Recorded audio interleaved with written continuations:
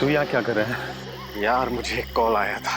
अच्छा, तो तुझे भी उसी ने फोन करके यहाँ पे बुलाया? हाँ यार, मगर ये हो कैसे सकता है? यही तो हम सोच रहे थे यार, आखिर उसे हमारे बारे में पता कैसे चला? हाँ यार, सालों हो गए यार उस बात को, वो फोन कैसे कर सकती है?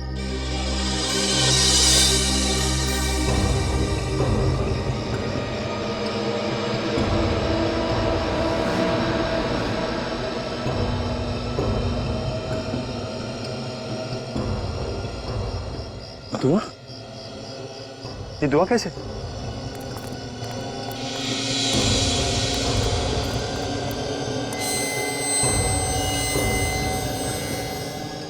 कौन कौन तुम?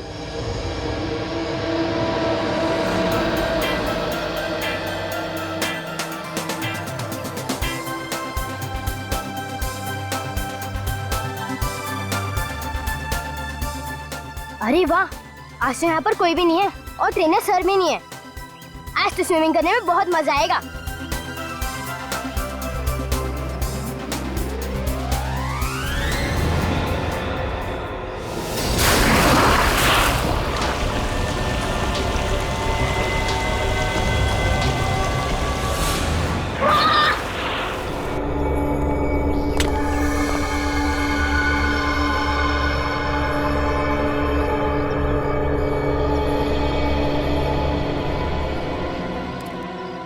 कुछ तो हुआ है यहाँ पे।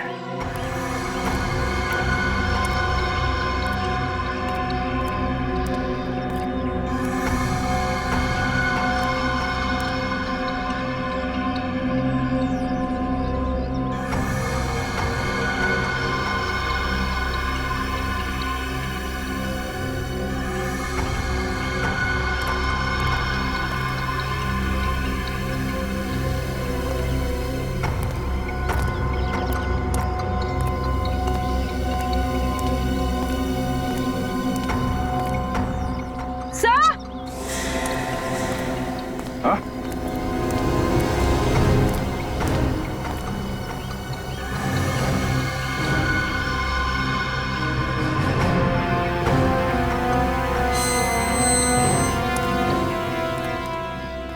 आप लोग यहीं पर रहिए।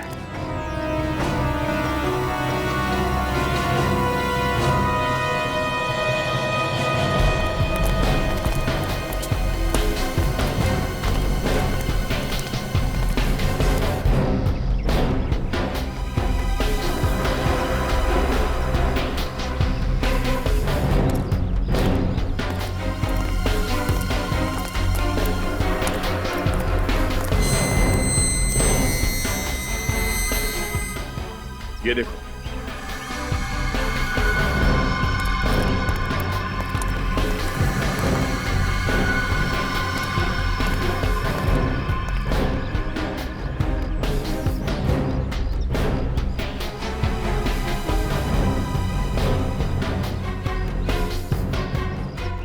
यहाँ पे भी खून है। यहाँ पे किसी को मारा गया है और शायद उसके बाद लाश को पूल में फेंक दिया गया। पर सर, लाश कहाँ गई होगी पूल में से? विवेक, जरा पूल के अंदर जाके देखो। Yes sir.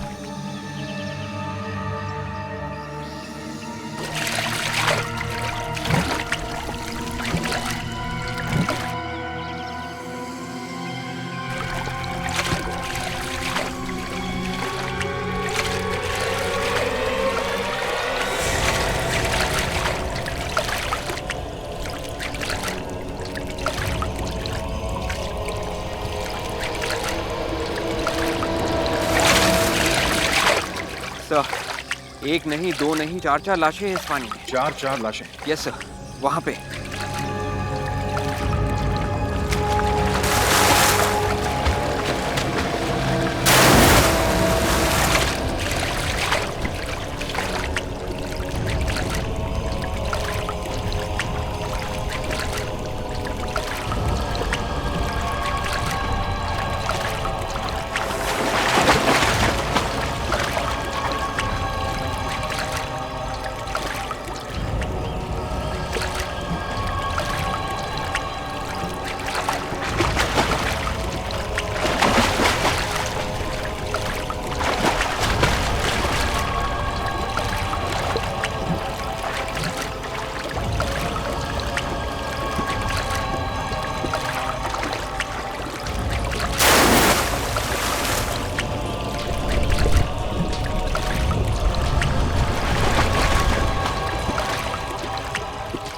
सामान लाओ।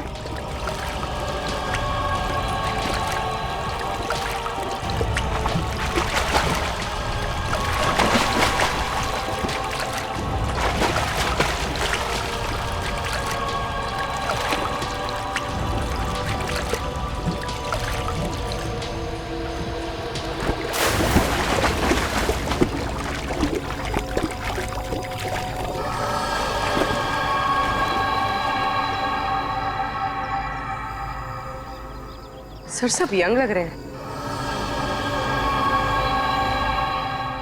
22 से 28 के बीच लग रहे हैं सर। जूते और कपड़े भी अच्छे पहने हुए हैं। लग तो रहे हैं कि अच्छे फैमिली के हैं।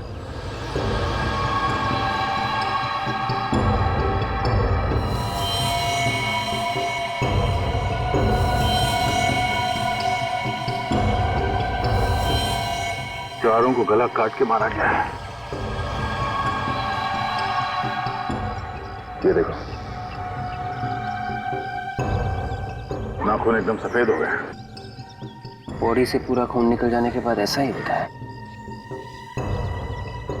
कि शरीर से सारा खून निकल के पूल के पानी में मिल गया। ये चारों इसी कॉलेज के हैं क्या? नहीं सर।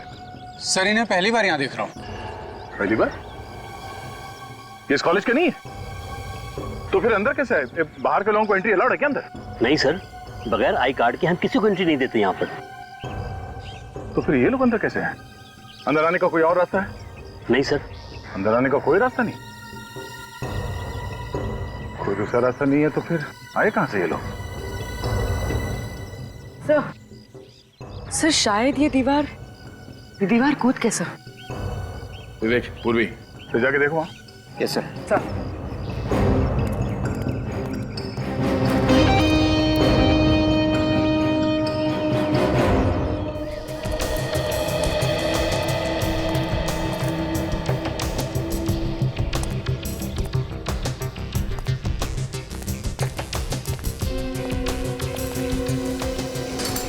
ये देखो, यहाँ से जाली टूटी हुई है। मतलब वो चारों लोग यहीं से अंदर घुसे हैं। ये क्या है? खाल। हाँ, ताजी। मतलब वो लोग यहाँ से अंदर नहीं घुसे क्योंकि उनके शरीर पे कहीं भी खरोच नहीं है। तो ये खाल किसकी है? शायद खूनी की।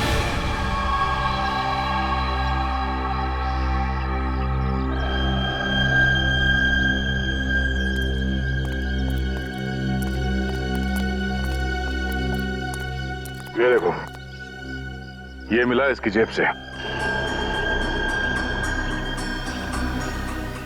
सर ये तो सिर्फ फ्लाइट में जो बैग्स पे टैग लगते हैं, ये इलास्टिक तो वैसे ही लग रहा है। हो सकता है कहीं आदमी कहीं बाहर से तो नहीं है। सर ये इलास्टिक को देख के हम ऐसा कह सकते हैं। पूर्वी तहकीकात में कई बार ऐसा सोचना पड़ता है, बाद में यही बात सच निकली तो। सर एक और बात है, ये चारों लोग जो मरे हैं, चारों का गला काटा गया था। एक आदमी के बस की बात नहीं है सर ये सब करना। हाँ विवेक, खूनी अकेला नहीं है, इसके साथ और भी लोग होंगे।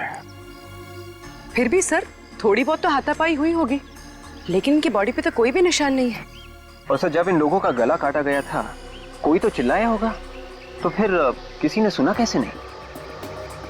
फिर तो एक ही बात हो सकती है, ये चारों लोग बेहोश रहे होंगे जब इनका गला काटा गया। बेचारे। सर और खूनी जाते वक्त कुछ भी नहीं छोड़ गया इनके पॉकेट्स में, सब खाली है। सिर्फ ये छोड़ गया। सर एक और चीज छूटी है। क्या? सर ये खाल। खाल? यस सर, वहाँ दीवार के ऊपर जाली थोड़ी टूटी हुई थी, ये खाल उसी पे लगी थी। शायद खूनी दीवार के ऊपर से कूद के आया था और कूदते वक्त उसे चोट भी लग गई। इन चारों लोगों की फोटो ले लो और टीवी पे दिखाओ।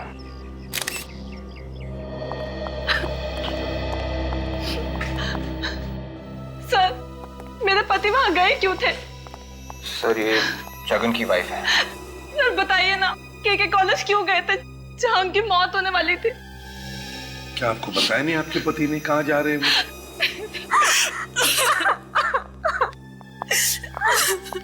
सब राहुल की वाइफ है। क्या आपके पति ने भी आपको नहीं बताया कि वो कहाँ जा रहे हैं? नहीं सर, मुझसे कुछ नहीं कहा उन्होंने। क्या आप इन्हें जानती हैं? नहीं सर, आपके भी पति की मौत हो गई है? जी हाँ, वहीं पे हुई, इसी स्विमिंग पूल में जहाँ पे आपके पति की हुई। लेकिन सर वो के कॉलेज गए ही क्यों थे? बस एक बात बताइए, क्या आपके पति राहुल ने कभी जगन के बारे में बात की थी आपके साथ? जगन? ये कौन है? जगन इनके पति हैं। नहीं सर, मैं तो ये नाम पहली बार सुन रही हूँ। अच्छा, जगन ने कभी राहुल के बारे में बात की थी आपसे? नहीं सर, कभी नहीं।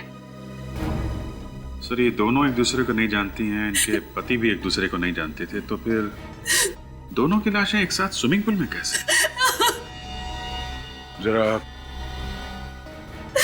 आप जरा ये फोटोग्राफ्स देखिए, इन्हें कभी देखा है पहले? नहीं सर, नहीं। इनकी लाश भी हमें उसी स्विमिंग पूल से मिली।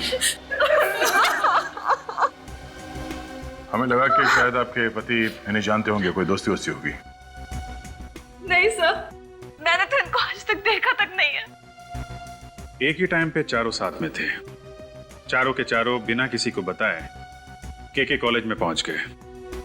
क्यों? मुझे तो खुद समझ नहीं आ रहा है कि जगन वहां गए क्यों थे। आपको कुछ तो बताया होगा। कुछ नहीं बताया। आपके पति ने कुछ बताया होगा आपको, कहाँ जा रहे हैं? सर राहुल के ऑफिस में पार्टी थी, वहीं गए थे। राहुल के ऑफिस में पार्टी थी? बताया तो यही था उन्होंने। कितने बजे गए थे वो? दोपहर 2 बजे। और जगन घर से कब निकले? सर वो घर से निकले थे किसी मीटिंग के लिए, करीब 3 बजे के आसपास।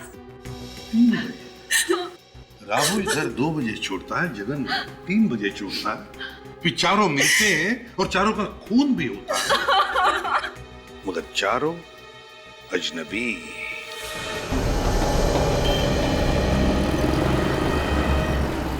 कुछ मिला सच? सर जगन और राहुल की वाइफ का कहना है कि ये दोनों एक दूसरे को नहीं जानते, लेकिन इनके फोन रिकॉर्ड्स देखने से तो लगता है कि ऐसा कोई है जो इन दोनों को अच्छी तरह से जानता है। मतलब साफ साफ बोलो सच्चे। ये देखिए सर, इन दोनों के फोन रिकॉर्ड में एक नंबर है, ये नंबर बिल्कुल कॉमन है सर। हेलो। और जिस वक्त जगन और राहुल का खून हुआ उस वक्त भी इसी कॉमन नंबर से फोन आया था। कॉमन नंबर से? ओह, बाकी 2 लोग जो मरे हैं हो सकता है उन्हें भी इसी नंबर से कॉल किया गया। सर अगर ये नंबर खूनी का है तो बिल्कुल हो सकता है सर, क्योंकि पिछले 1 महीने से इन लोगों को इसी नंबर से फोन आया। पिछले 1 महीने से? हाँ सर।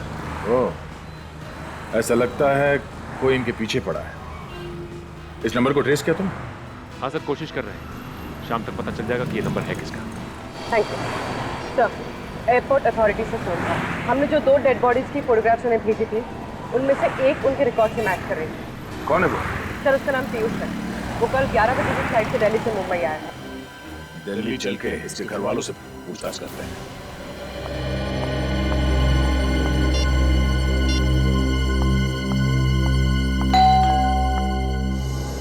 पीयूष, पीयूष आ गए। पीयूष जी, आप लोग? हम लोग सीआईडी से हैं, मुंबई। सीआईडी से? क्यों, क्या हुआ? पीयूष ठीक तो है ना? वो हम लोग पीयूष के बारे में बात करने आए हैं। वैसे आप? जी मैं शिखा हूँ, उसकी फ्रेंड। पर पीयूष के बारे में आप लोगों को क्या बात करनी है? सब ठीक तो है ना? वो बोलिए ना, क्या हुआ? पीयूष ठीक तो है ना? आप लोग चुप क्यों खड़े, बोलिए ना। एक्चुअली मिस शिखा, पीयूष अब इस दुनिया में नहीं रहे।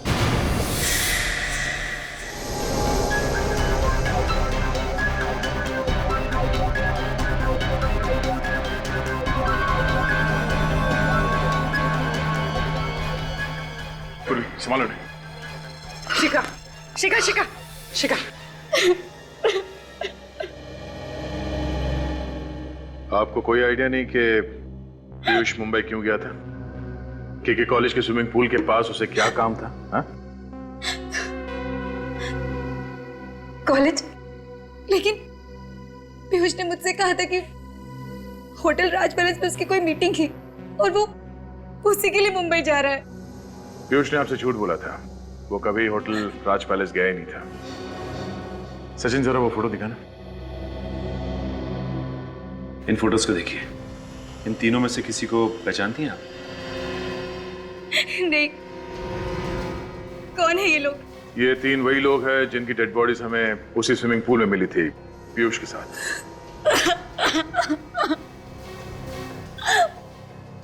पर ये लोग कौन है? मैं पीयूष को इतने दिन से जानती हूँ, मुझे नहीं लगता कि पीयूष इन लोगों को जानता था।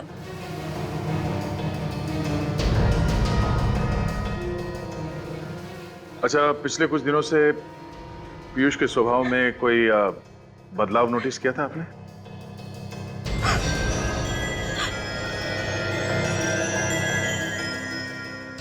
हाँ सर, पीयूष को फोन आया करते थे और जब भी उसको कॉल आते थे वो परेशान हो जाता था और पता नहीं अकेले में जाकर क्या बात किया करता था। आपने इस फोन कॉल के बारे में उससे पूछा नहीं कभी? कई बार पूछा था मैंने, लेकिन वो कुछ ना कुछ कह के टाल देते थे।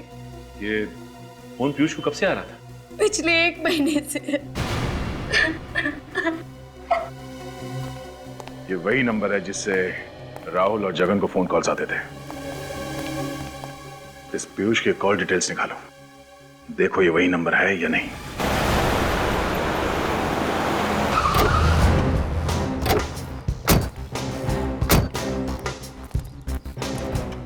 इंफॉर्मेशन पक्की है ना? Yes sir. जिस नंबर से राहुल, जगन और पीयूष को फोन किया गया था वो किसी विपुल का ही है। तो यही होना चाहिए।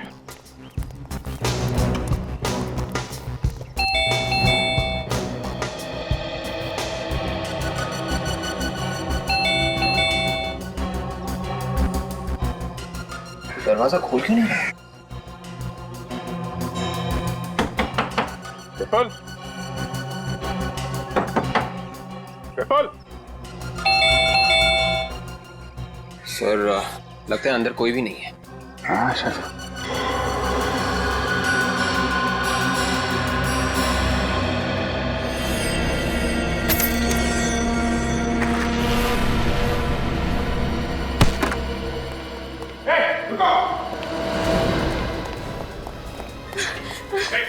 रुकिए,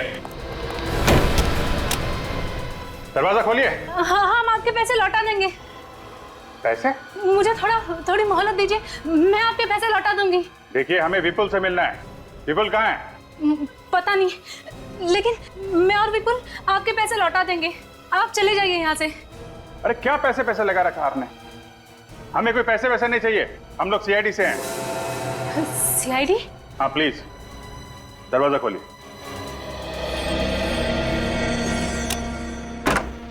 क्या चक्कर है ये सब है? ये क्या चक्कर है पैसों का? दरअसल मैंने और विपुल ने लोगों से पैसे लेके एक प्रोजेक्ट में लगाए थे और वो सारे पैसे डूब गए। तो लोग रोज आते हैं घर पे पैसे मांगने के लिए। मुझे लगा कि आप लोग भी। विपुल कहाँ है? पता नहीं, 2-3 दिन से तो विपुल घर पे भी नहीं आया है। मगर आप क्यों ढूंढ रहे हो उसे? आपके विपुल ने 4 लोगों का खून किया है। खून? नहीं, विपुल किसी का खून नहीं कर सकता। क्यों नहीं कर सकता? जब वो पैसे लेके लोगों से धोखाधड़ी कर सकता है तो खून क्यों नहीं कर सकता? हो सकता है जो 4 लोग मरे उनसे भी पैसे लिए उसने और बाद में उनका खून कर दिया। नहीं, आपको जरूर कुछ गलतफहमी हुई है। अच्छा विवेक जरा फोटो दिखाना। विपुल ने इन्हीं 4 लोगों का खून किया है। आप इनमें से किसी को पहचानती है?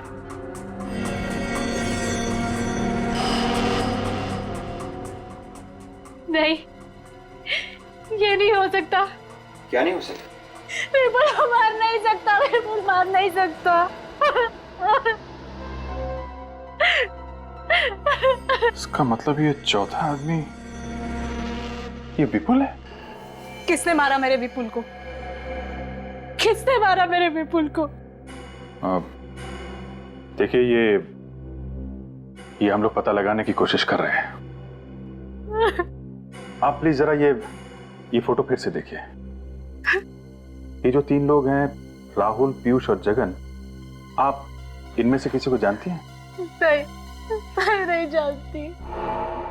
और विपुल जानता था? नहीं, वो भी नहीं जानता था। देखिए ये कैसे हो सकता है? अगर विपुल उन्हें नहीं जानता था तो पिछले 1 महीने से इन तीनों को फोन क्यों कर रहा था? विपुल इन्हें कॉल कर ही नहीं सकता।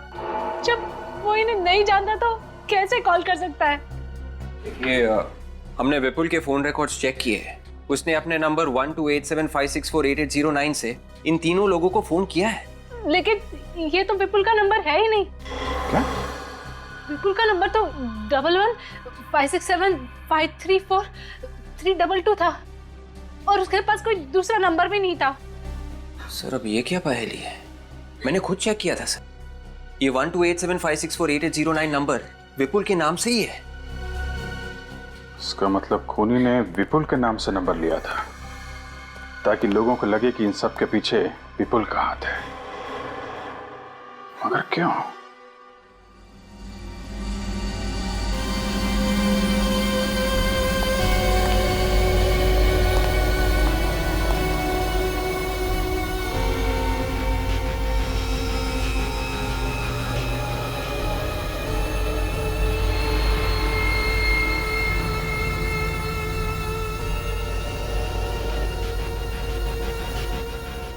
सड़के, अगर कुछ मिला नहीं अब तक तो हमें बुलाया क्यों?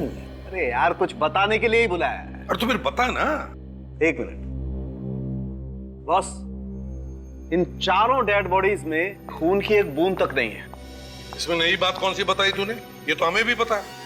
पूरा स्विमिंग पूल इनके खून से लाल हुआ था, लाल। 1 मिनट।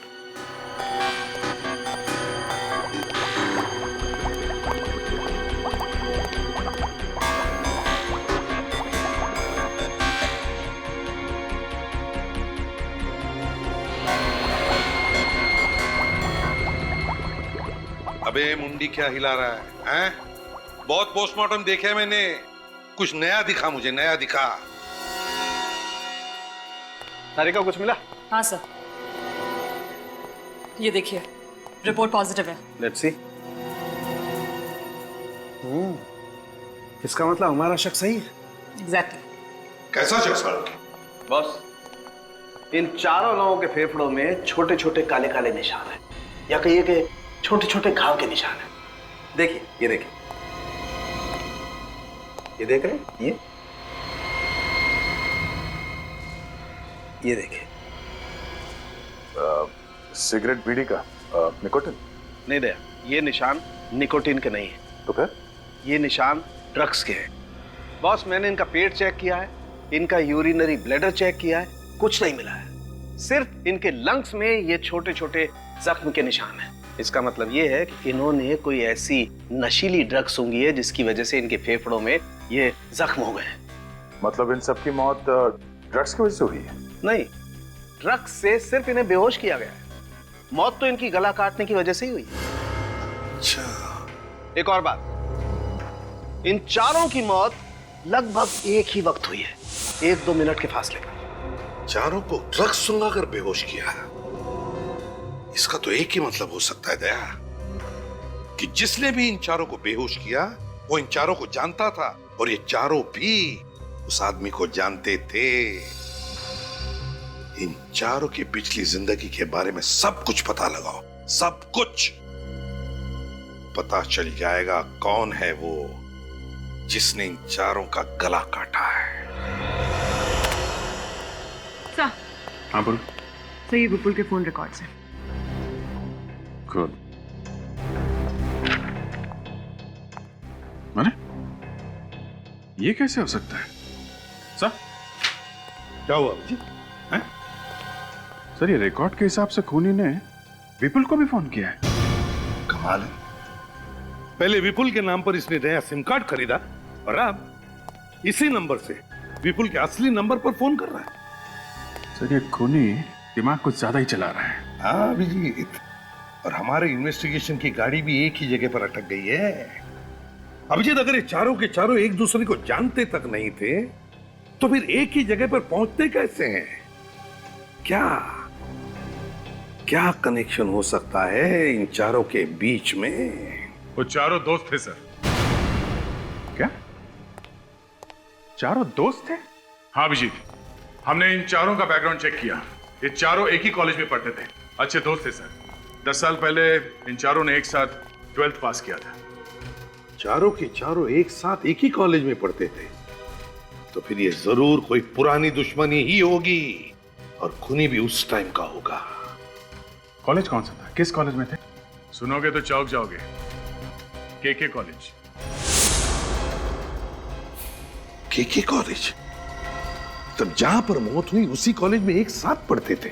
और सर ये चारों जिस दिन मरे थे उस दिन मलाड में एक रेस्टोरेंट में गए थे सर। ये एक साथ गए थे? नहीं सर, अलग अलग, वो भी अलग अलग टाइम में सर। इन सब के उस होटल में जाने के टाइम में 1-1 घंटे का डिफरेंस है सर। 1-1 घंटे का फर्क? हाँ, हमने विपुल, पीयूष, जगन और राहुल इन सब के क्रेडिट कार्ड स्टेटमेंट चेक किए। इनके पेमेंट्स के टाइमिंग में भी करीब 1-1 घंटे का डिफरेंस है ना? बड़ी अजीब बात, चारों के चारों एक ही होटल में जाते हैं और वो भी 1-1 घंटे के बाद, मगर एक दूसरे से मिलते नहीं हैं। और फिर उसी रात मरने से पहले केके कॉलेज के स्विमिंग पूल पर इकट्ठा होते हैं। क्यों? किस लिए? क्या वजह हो सकती है?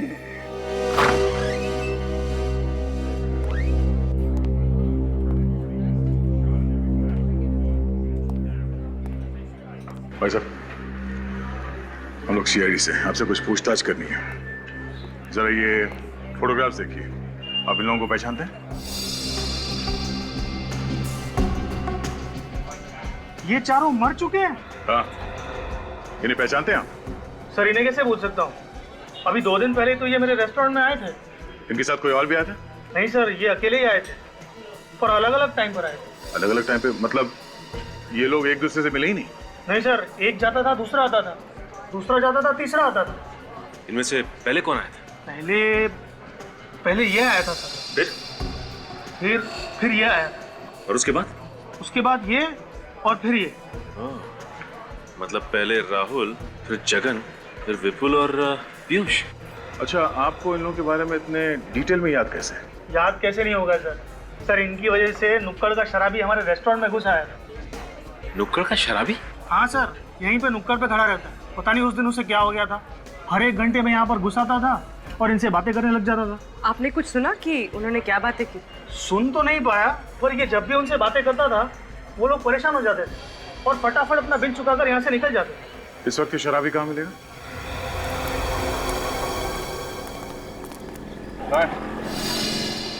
वो रहा था। ये पीछे वाला। सर वाला।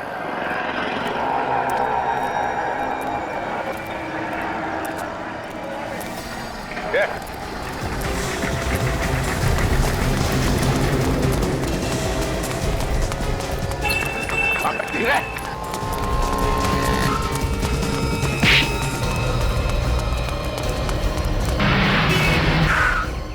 चल बैठ। क्या चाहिए आप लोगों को? क्या चाहिए? रास्ते पे सीधा मुद्दे पे आ। हम लोग सीआईडी से हैं। जो सवाल करें चुपचाप उसका जवाब दो, समझे? साहब ऐसा क्या गलत किया है सर मैंने? अगर तूने कुछ गलत नहीं किया तो फिर भाग क्यों रहा था? ये देख, परसों रेस्टोरेंट में इन चारों के साथ क्या बात कर रहा था तू? वो बता क्या बात कर रहा था? देख, वो चारों मर चुके हैं। क्या मर चुके? हाँ, और तू अपने आप को सही सलामत चाहता है तो बता, तेरा क्या लेना देना है उनसे? साहब मेरा कोई लेना देना नहीं है इनसे। अगर तेरा कोई लेना देना नहीं है तो हर एक घंटे में क्या बात करने जाता था इनसे? साहब मैं सिर्फ चिट्ठी पहुंचाता था, उसके बदले मुझे पैसे मिलते थे। चिट्ठी? कैसी चिट्ठी? क्या लिखा था उसमें? पढ़ा तुमने? मैंने चोरी से पढ़ा था साहब, उसमें लिखा था तुम लोगों ने जो किया है वो मुझे पता है और इसकी कीमत तुम्हें चुकानी पड़ेगी और तुम लोग वहीं मिलो जहाँ आखिरी बार मिले थे, मल्लिका। तो सर इस मल्लिका ने सबको पुल के पास बुलाया था? लगता है ये कोई पुरानी बदले की कहानी है।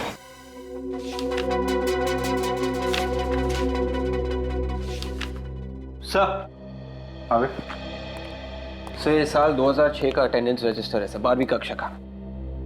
ये नाम देखिए सर। राहुल, विपुल, जगन और पीयूष, तो ये चारों दोस्त ने एक साथ पढ़ते भी थे? Yes sir. हाँ दे। अच्छा, कौन? मल्लिका? हाँ ओके, देखता हूं मैं। ओके दया का फोन था। उस दिन किसी मल्लिका ने इन चारों को फोन किया था। सर ये देखिए, इस रजिस्टर में एक मल्लिका भी है, ये। हाँ सर, वो भी उन चारों के साथ ही पढ़ती थी। आप मल्लिका को जानते हैं? नो सर, मेरा मतलब है कि 6 साल पहले जब मेरी यहाँ नई नौकरी लगी थी तो उसी साल मल्लिका को स्विमिंग चैंपियनशिप मिली थी सर, इसलिए मुझे याद है। Swimming champion? अच्छा, अभी कहाँ है मल्लिका, आपको मालूम है? नहीं सर, मुझे नहीं मालूम सर। ओके, तो एक काम करो, मल्लिका के क्लासमेट, प्रोफेसर, उस समय के जो भी लोग मिलते हैं सर, उनको ब्यूरो में बुलाओ। जगन, विपुल, राहुल और पीयूष 6 साल पहले के कॉलेज में पढ़ते थे। क्या उस वक्त आप लोग भी उसी कॉलेज में थे? Yes sir. तो फिर मल्लिका को तो आप लोग जानते ही होंगे। हाँ सर, वो मेरी क्लासमेट थी। सुना इन चारों का झगड़ा हुआ था मल्लिका के साथ, है ना? नो सर, इन चारों की तो दोस्ती थी, इनफैक्ट काफी अच्छी दोस्ती थी। लेकिन हमें लगता है कि इन चारों का खून मल्लिका ने किया है। नहीं सर, ऐसा नहीं हो सकता। मल्लिका जैसी सीधी सादी लड़की किसी का खून कर ही नहीं सकती। सर, वो कॉलेज की ब्रिलियंट स्टूडेंट थी, पढ़ाई में तेज, स्पोर्ट्स में तेज और यहाँ तक कि स्विमिंग में वो कॉलेज की चैंपियन थी। सर, मल्लिका किसी का खून कर ही नहीं सकती। क्यों नहीं कर सकती? क्योंकि मल्लिका 6 साल से मेंटल असाइलम में है। वो किसी का खून कैसे कर सकती है? क्यों, ऐसा क्या हुआ उसके साथ जो वो मेंटल असाइलम में है? पता नहीं सर, बस इतना याद है कि 12th के एग्जाम से पहले कुछ हुआ था और उसके बाद वो कभी कॉलेज आई ही नहीं। उसके घर वालों ने भी कुछ नहीं बताया? No sir. चलो ठीक है, थैंक यू वेरी मच, आप लोग जा सकते हैं। Thank you sir.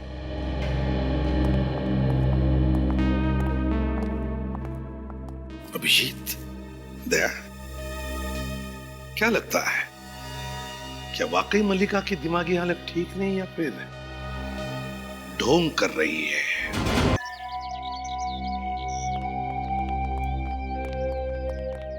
Mister Abhijit, आप लोग मल्लिका से मिलना तो चाहते हैं, पर मैं आपको बता देना चाहती हूँ कि वो इस हालत में नहीं है कि आप लोगों से बात कर पाए। क्यों, ऐसा क्या? 6 साल पहले जब वो यहाँ आई थी तो बहुत ही बुरी हालत में थी, कोमा में थी वो। कोमा में? एकदम बेहोश? जी हाँ, एकदम बेहोश। और पिछले 5-5.5 साल तक वो बिल्कुल बेहोश रही। अभी 5-6 महीने पहले ही होश में आई है। आप लोग प्लीज बहुत ही संभल के बात कीजिएगा उससे। हाँ, आपको कुछ पता चला था कि इनकी हालत ऐसे कैसे हुई थी? क्यों चली गई थी ये कोमा में? कैसे पता चलेगा? कभी कुछ बताती नहीं, किसी से कुछ नहीं बोलती। मल्लिका, कैसी हैं आप?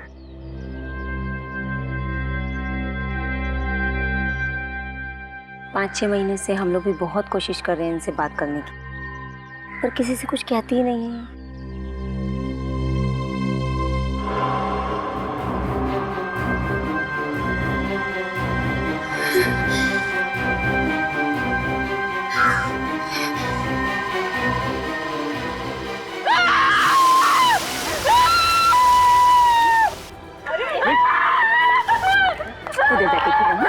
उधर जाके फिर जा।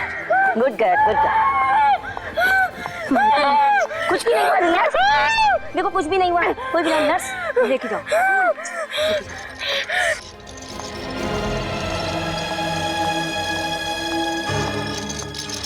पानी से डर लगता है इसको। अगर सर मल्लिका स्विमिंग चैंपियन थी, स्विमिंग चैंपियन और पानी से डर? विवेक, उन 4 लोगों की लाशें पानी में मिली हैं। लाशों का पानी में मिलना और मल्लिका का पानी से डरना है।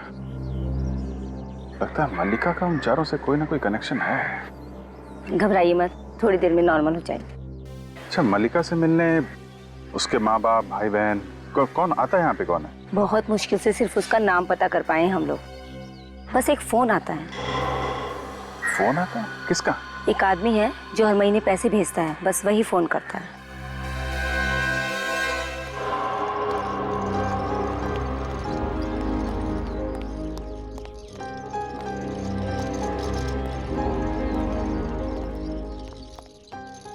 आपने मल्लिका को ले जाने की इजाजत दे दी, उसके लिए आपका बहुत बहुत धन्यवाद। हम जो कुछ भी कर रहे हैं मल्लिका की भलाई के लिए कर रहे हैं। देखिए मिस्टर अभिजीत, आप लोग तो इनकी हालत जानते ही हैं, इसलिए आप लोगों को इनका बहुत ज्यादा ख्याल रखना होगा। नहीं, हाँ बिल्कुल फिक्र मत कीजिए, जो भी अच्छा होगा इनके लिए करेंगे।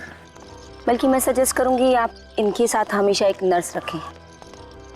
नर्स की जरूरत पड़ेगी तो हम फौरन आपको फोन कर देंगे। ठीक है, पर आई होप आप इन्हें जहाँ भी ले जा रहे हैं इनके दिमाग को कोई भी नुकसान नहीं पहुंचेगा। आप बिल्कुल परेशान मत होइए, हम होने ही नहीं देंगे ऐसा। Okay, thank you. सब ठीक है? सर।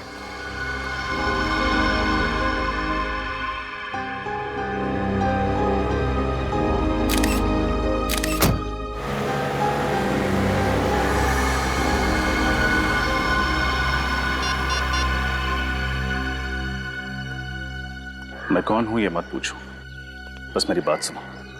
सीआईडी मल्लिका को अपने साथ लेकर गई। कहां गई है ये भी मैं जानता हूं। अगर मल्लिका को बचाना चाहते हो तो आधे घंटे बाद मुझे ताथा रोड पर मिला।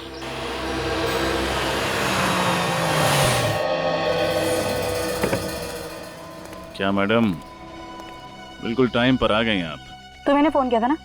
अरे कमाल करती हैं आपने मेरी आवाज नहीं पहचानी? तुम हो कौन? अरे मुझे छोड़िए ना, मेरे से क्या लेना देना आपका। आप बस मल्लिका से मतलब रखिए। अगर तुम मेरी मदद क्यों करना चाहते हो? क्या फायदा है तुम्हारा इसमें? फायदा? मैडम, अगर आप समझती हैं कि मैं आपकी मदद मुफ्त में कर दूंगा तो ये गलत बात है। मतलब पैसा, रोकड़ा। मैडम, मैं आपको मल्लिका के बारे में इंफॉर्मेशन देता हूं, बदले में आप मुझे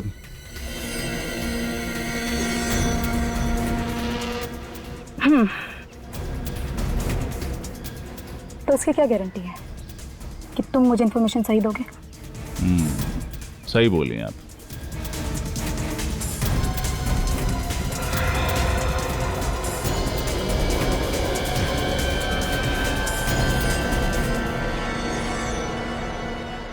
और गारंटी चाहिए? सीआईडी कहाँ ले गई मल्लिका को?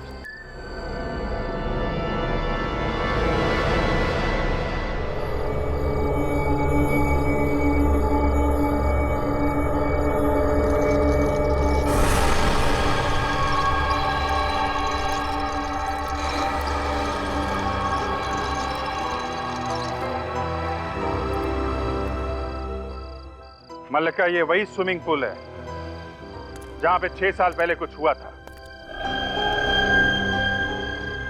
याद करो क्या हुआ था यहाँ पे। विपुल, जगन, राहुल, पीयूष, इनके अलावा कोई और था यहाँ पे? याद करो मल्लिका, कोशिश करो। मल्लिका, वो कहाँ से आ रहा है? अरे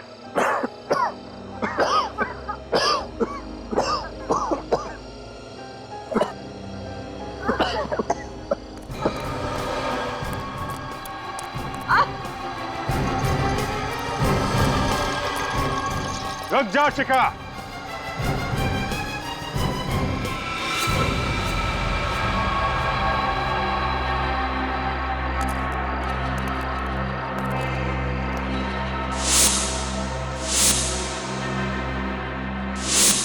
तुम्हें क्या लगा था जैसे उन चारों को बेहोश करके मार दिया हमें भी ऊपर पहुंचा दोगी? हैं? कभी नहीं। एक मिनट शिखा, जिस व्हील चेयर को ले जाने में तुम इतनी मेहनत कर रही हो उसमें बैठा कौन है ये तो देख लो। तुम्हारी बहन मल्लिका या फिर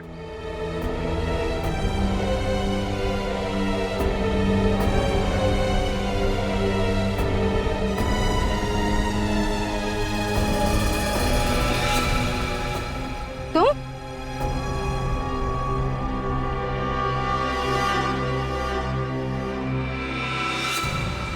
खबरदार ऑफिसर! नहीं। अगर एक कदम भी आगे बढ़ाया तो कौन है मेरी बहन? देखो तुम्हारी बहन हमारे पास है, सही सलामत। मुझे मेरी बहन चाहिए, वरना मैं तुम्हारे इस ऑफिसर को जान से मार डालूंगी। नहीं, बेवकूफी मत करो, छोड़ दो इसे। नहीं, मुझे पहले मेरी बहन चाहिए, वरना मैं तुम्हारे इस ऑफिसर को वहीं पहुंचा दूंगी जहां मैंने उन चारों को पहुंचाया है। मगर क्यों? क्यों मारा तुमने उन चारों को? क्या किया था उन्होंने तुम्हारे साथ? उन्होंने मेरी बहन की जिंदगी को नर्क बना दिया था, तबाह कर दिया था उन लोगों ने मेरी बहन की जिंदगी को। 5.5 साल तक मेरी बहन कोमा में थी, सिर्फ उन लोगों की वजह से। और आप लोग कहते हैं कि क्या किया उन लोगों ने? मगर मल्लिका उन चारों की दोस्त थी ना। बहुत अच्छी दोस्ती निभाई उन लोगों ने, और दोस्ती में ही दगाबाजी की, और इसलिए मैंने उस दगाबाजी का बदला लिया है। मार डाला उन लोगों को, गला काटकर उसी स्विमिंग पूल में फेंक दिया। उस रात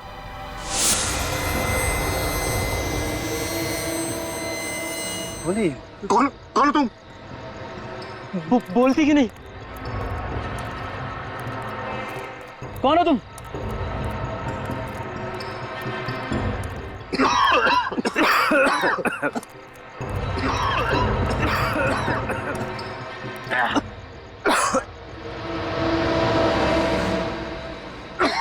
शिखा, तुम? वाह, पहचान लिया तुमने मुझे? तुम जिंदा हो? हाँ, तुम जैसे राक्षसों का खात्मा करने के लिए ही मैं जिंदा हूं।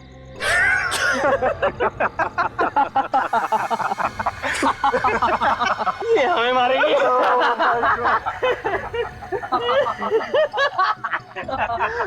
लगता है तुझे भी अपनी बहन मल्लिका के पास जाना है।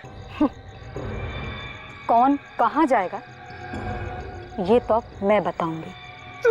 तू क्या करेगी? तू हाँ क्या करेगी? ये स्विमिंग पूल याद तो होगा ही तुम लोगों को। क्यों, कुछ याद आया?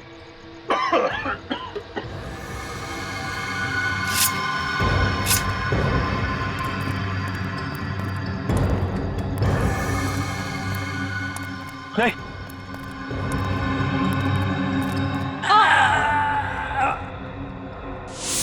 और ऐसे दगाबाजों को सबक सिखाने का मेरे पास एक वही रास्ता था, और मैंने दिखा दिया उन लोगों को कि औरत कमजोर नहीं होती है, अन्याय के विरुद्ध वो सारी दुनिया से लड़ सकती है। मैं मानता हूं उन लोगों ने जो किया वो गलत था, लेकिन तुमने जो किया वो भी गलत था, और फिर वही गलती दोहराने जा रही हो तुम। पागलपन मत करो प्लीज, चाकू नीचे करो। नहीं, मैं अपनी बहन मल्लिका को लिए बिना यहाँ से नहीं जाऊंगी। मुझे मेरी बहन चाहिए, बताओ मुझे कहाँ है मेरी बहन? शिखा, तुम्हारा यहाँ से बच के निकल पाना नामुमकिन है। भलाई इसी में है कि तुम अपने आप को कानून के हवाले कर दो। तुम? हाँ, मैं। जो गुनाह तुमने किए उनकी सजा तो तुम्हें भुगतनी ही पड़ेगी। कौन हो तुम? सीनियर इंस्पेक्टर रजत। क्या? CID inspector? जी हाँ। देखो, अब तुम्हारे पास कोई चारा नहीं है। इसको जाने दो और अपने आप को कानून के हवाले कर दो। नहीं, मैं ऐसे नहीं होने दूंगी। मैं मर जाऊंगी। मर जाऊंगी। छोड़ो मुझे। छोड़ दो मुझे। मर जाने दो मुझे। ये क्या पागलपन है? हाँ? जान लेना और जान देना दोनों अपराध है। एक की सजा से बचने के लिए दूसरा अपराध कर रही थी तुम, हैं? क्या पागलपन है? संभालो अपने आप को।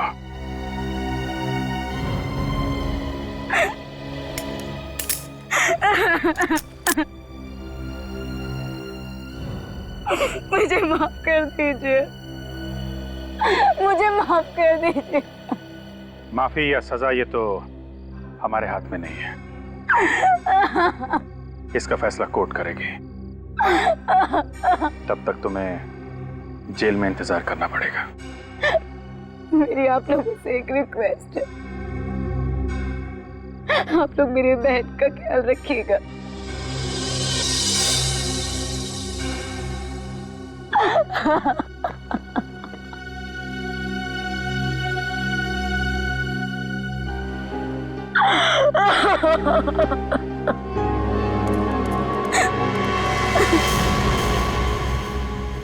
बेटा गंगाधर, तेरा कुछ नहीं हो सकता। हे भगवान, ये रोज रोज का कचरा, पता नहीं कितना कचरा जमा कर देते हैं। पढ़े लिखे कहते हैं अपने आप को, इस पार्क को कचरे का पेटी बना डाला। ये लोग योगा करते रहते हैं। ये जरूर बच्चे होंगे जिनके माँ बाप यही सिखाते होंगे कि कचरा जमीन पर फेंकना चाहिए। रोज रोज कचरा साफ करो और रोज दुगना कचरा मेरा इंतजार कर रहा होता है। हे भगवान, कभी तो सुन मेरी, कोई चमत्कार तो कर, या यूं ही कचरा साफ करवाता रहेगा जीवन भर। कचरा कचरा कचरा, दिन भर कचरा साफ करो, सुबह आओ कचरा। कुछ तो चमत्कार कर दे।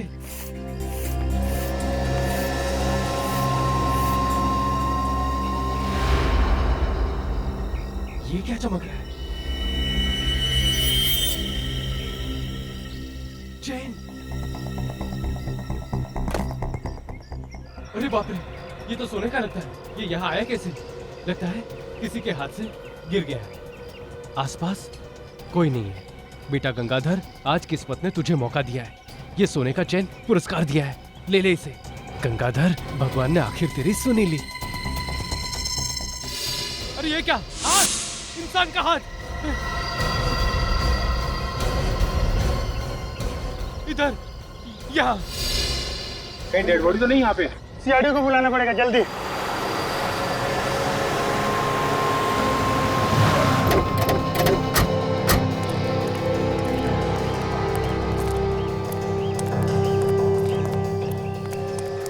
ये लोग कौन है? हटो, चलो हटो, चले हटो। तुम दोनों हो कौन? ये हमारा क्राइम सीन है, सीआईडी का केस है ये। तुम लोग बिना परमिशन के यहाँ नहीं आ सकते। न जाने कितने सारी एविडेंस खराब कर दिए होंगे। अरे सब रेडी, चुप हो जाओ। मैं जानता हूँ इन दोनों को, ये हमारे नए सीआईडी ऑफिसर्स हैं। नए ऑफिसर्स?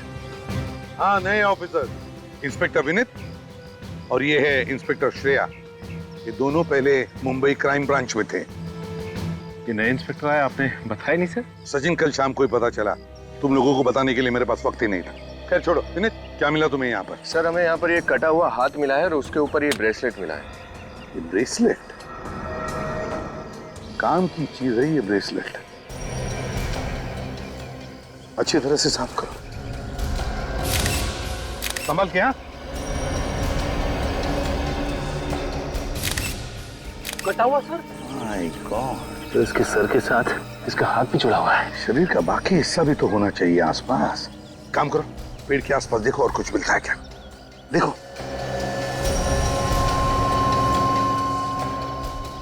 सर, कितनी बेरहमी से काटा है सर और हाथ को। और सर, ऐसा कोई क्यों करेगा? यहाँ इस हालत में किसी की लाश को दफनाने का क्या मतलब है? सिर्फ सिर और बात। पार्क तो ऐसी जगह है जहाँ पे काफी सारे लोग आते जाते रहते हैं। सचिन, विवेक, एक काम करो, पार्क में आसपास अच्छी तरह से देखो कुछ मिलता है क्या।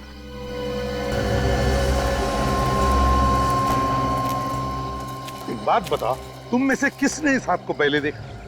साहब, ये कटा हुआ हाथ सबसे पहले मैंने देखा। तुमने देखा? जी साहब। तुम क्या करते हो इधर? जी साहब, साफ सफाई करते हैं। सफाई करते हो? इधर आओ, जरा बताओ, ये पार्क क्या 24 घंटे खुला रहता है? नहीं साहब, सुबह 7 बजे से लेकर शाम को 7 बजे तक खुला रहता है। यहाँ पे वॉचमैन या सिक्योरिटी गार्ड नहीं है क्या? नहीं साहब, यहाँ पे कोई चौकीदार नहीं रहता। ये पार्क सुबह 7 बजे से लेकर शाम के 7 बजे तक खुला रहता है। इसका मतलब है ये काम तब किया गया है जब ये पार्क या तो बंद था या फिर पार्क में कोई भी नहीं था उस वक्त किया है। सर, हाँ सर, यहाँ आसपास तो कुछ भी नहीं मिला सर। अबे ऐसा कुछ नहीं मिला सर? कुछ भी नहीं मिला? ये कैसे हो सकता है? तो शरीर का बाकी का हिस्सा कहाँ पर दफना दिया है? कहाँ छुपाया होगा? कोई बात नहीं, पता तो लगा ही लेंगे। इससे पहले एक काम करो, ये सिर और हाथ साळुंखे के पास भेज दो और इस आदमी का चेहरा, उसका स्केच सारे न्यूज़पेपर्स और टेलीविजन चैनल्स पर भेज दो।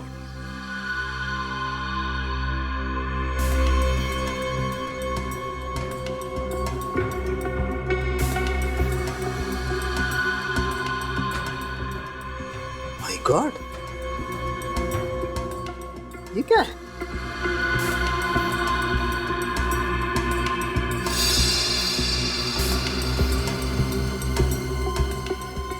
क्या हो सकता है? तारिका, मुझे तो एक कोई कागज का टुकड़ा दिखाई देता है। साफ करके देखते हैं क्या है। डॉक्टर साहब, ये आपके हाथ में क्या है? दया, ये मेरे हाथ में कागज का टुकड़ा है। कागज का टुकड़ा मिला कहाँ से आपको? यहाँ से, इसकी उंगलियों के बीच में फंसा हुआ था। मगर इसकी उंगलियों के बीच में ये कागज का टुकड़ा कैसे पहुंचा? यार, मुझे लगता है इस आदमी ने कोई कागज को अपने हाथ में छुपाने की कोशिश की होगी और ये कागज का टुकड़ा इसकी उंगलियों के बीच में फंस गया। लेकिन डॉक्टर साहब, ऐसा क्या है इस कागज के टुकड़े में? अरे भाई, तो चेक करने जा रहा था। क्या आप लोग आ गए? साफ करके देख लीजिए ना, पता चल जाएगा। देखते हैं।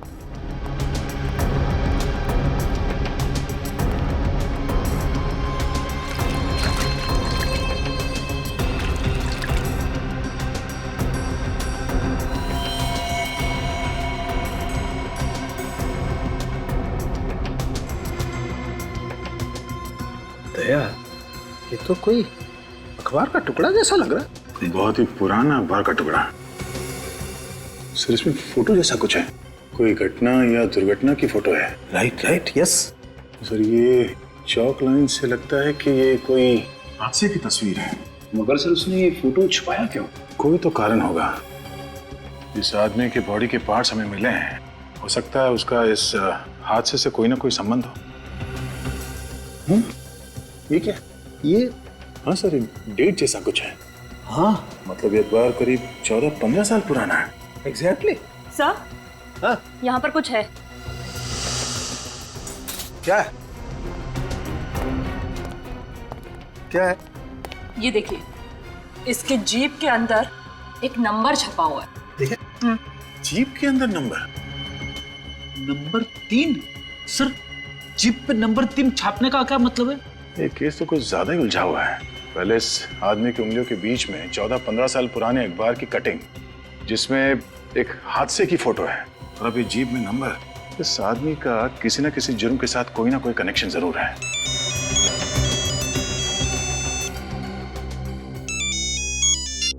हेलो, हाँ, रिपोर्ट्स आ गई? क्या पता चला रिपोर्ट से? Thank you sir. ये एक आदमी नहीं है। एक आदमी नहीं है मतलब? ये सर किसी और आदमी का है और ये हाथ किसी दूसरे इंसान का। मतलब दो अलग अलग लोगों के बॉडी पार्ट एक ही जगह पे मिले? हाँ, पहले पेपर की कटिंग, अब ये जीप में नंबर, 2 लोगों का खून। हमें जल्दी से ये पता करना होगा कि ये 2 लोग आखिर है कौन। अरे यार, ये क्या चक्कर है? एक और झटका। हाँ फ्रेडी, बहुत बड़ा झटका।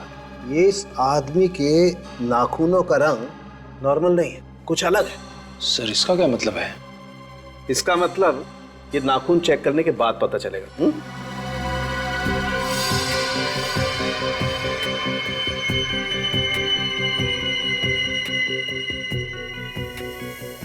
साफ करके चेक करते हैं।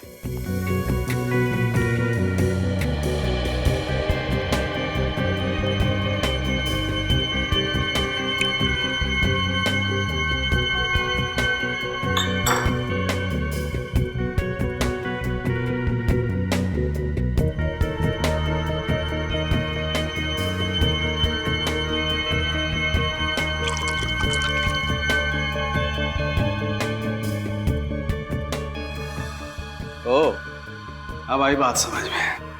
क्या हुआ डॉक्टर साहब? दया, ये आदमी कोई बहुत हैवी डोज ले रहा था किसी दवाई की। कौन सी दवाई सर?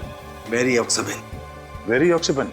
हाँ दया, ये दवाई कैंसर पेशेंट लेते हैं। ये बहुत महंगी दवाई है, आसानी से नहीं मिलती है, और जब तक कोई कैंसर स्पेशलिस्ट अपने हॉस्पिटल में अपने पेशेंट को प्रिस्क्राइब नहीं करता है, तब तक ये दवाई किसी को नहीं मिल सकती। तो फिर इस शहर के सारे कैंसर हॉस्पिटल्स में चेक करना चाहिए। अबे क्या? तो औरतों ने इस आदमी का चेहरे का स्केच पहचान लिया?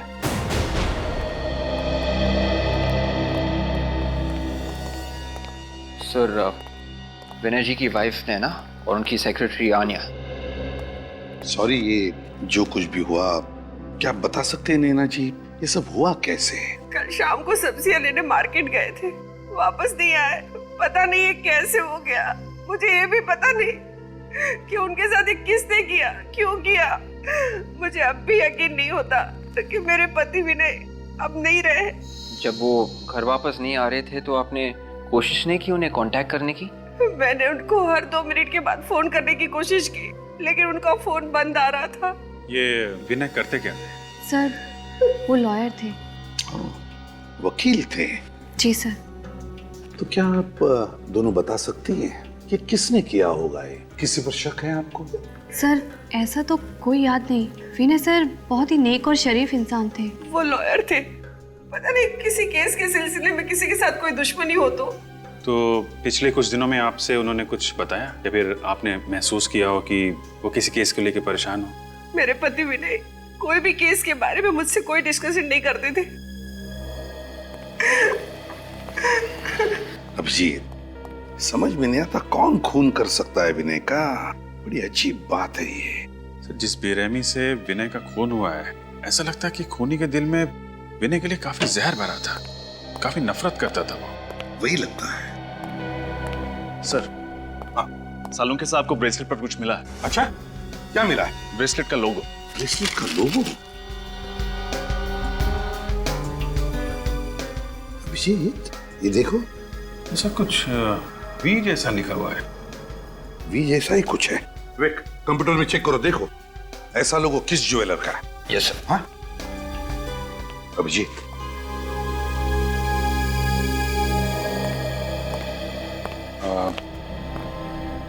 आप लोगों ने यहाँ आके हमारी बहुत मदद की है। Thank you very much. अभी आप लोग जा सकते हैं, जरूरत पड़ेगी तो दोबारा बुला लेंगे।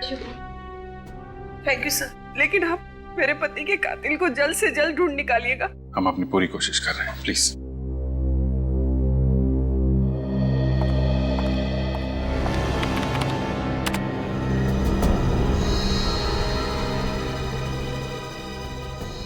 मिल गया सर, वरदान ज्वेलर्स। ये वही दुकान है जो अपनी सारी ज्वेलरी पे इसी तरह का लोगो इस्तेमाल करते हैं। कहाँ पर है ये Vardan jeweller? Sir, Pendra west. Pendra west, Vardan jewellers. Abhijit, इस वरदान ज्वेलर्स से पता चल जाएगा कि ब्रेसलेट खरीदा किसने था। बहन की शादी को 1 हफ्ता रह गया सर। आप घबराइए मत, कल शाम तक आपके गहने आपके घर पहुंच जाएंगे। नक्की? पक्का? मैं खुद आ जाऊं? नहीं, आप बस कल शाम तक गहने भिजवा दीजिए। ये सब अब मेरी जिम्मेदारी है। आप इत्मीनान से घर जाकर सो जाइए। ठीक है, नमस्ते। नमस्ते।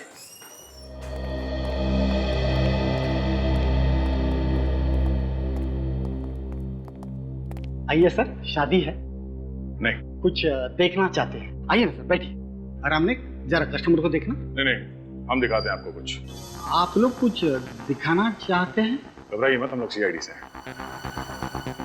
कुछ प्रूफ है? सीआईडी? हाँ, ये ब्रेसलेट देखिए, ये आपकी दुकान का है।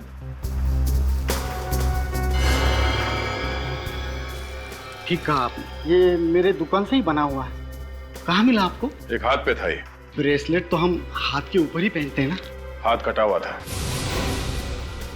किसका हाथ था सर? यही पता करने के लिए हम लोग यहाँ पर आए हैं। क्या बता सकते हैं कि ये ब्रेसलेट किसने खरीदा था आपके यहाँ से? ऐसे ब्रेसलेट बहुत कम लोग बनवाते हैं, शायद 4 से 5 पीसेस ही बनवाए थे हमने। सर फिर तो बहुत आसानी से पता चल जाएगा कि ये 4-5 ब्रेसलेट्स किस किसने बनवाए थे। ये सही कहा मैडम ने। बता सकते हैं? मैं अभी दिखाता हूँ सर। श्रेया, इन सबके नाम और फोन नंबर्स नोट कर लो। जी।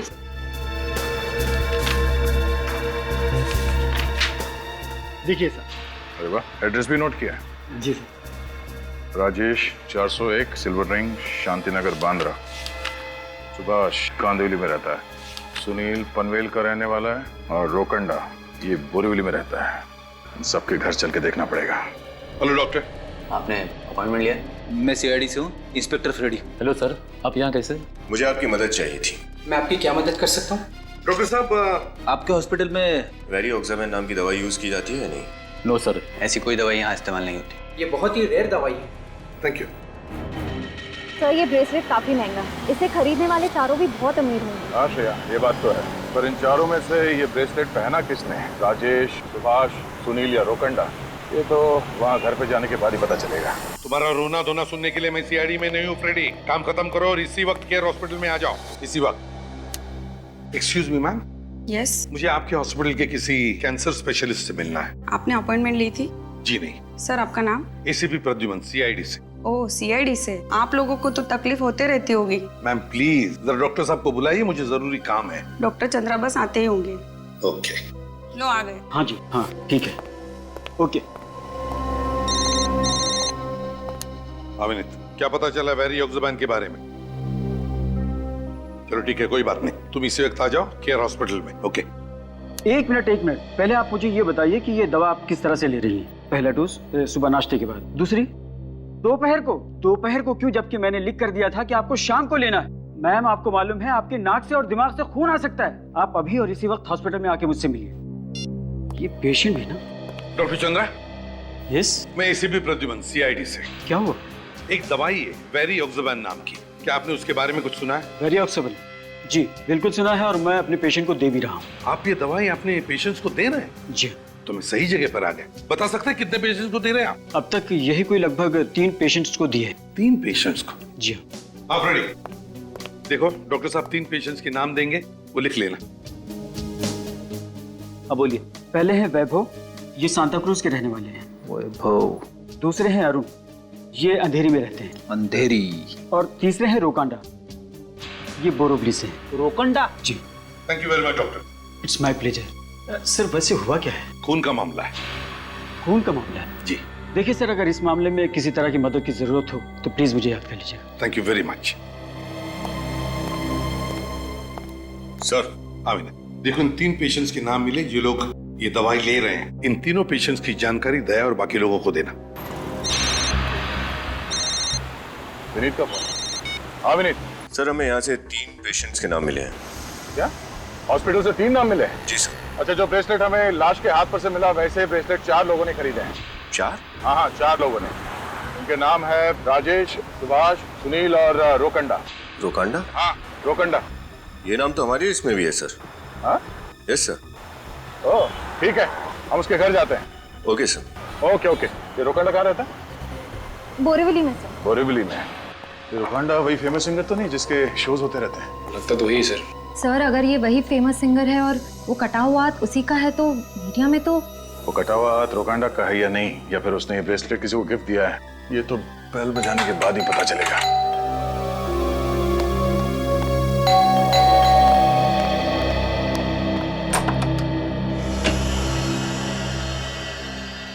बोलिए साहब। जी कहिए, किससे मिलना है आपको? हम लोग सीआईडी से हैं, रोकांडा से मिलना चाहते हैं। रोकांडा? हाँ, वो यहीं रहते हैं ना? जी बिल्कुल यहीं रहते हैं। और आप? मैं उनकी पत्नी त्रिया। कहाँ है वो? घर पर नहीं है क्या? आप यहाँ बैठिए प्लीज।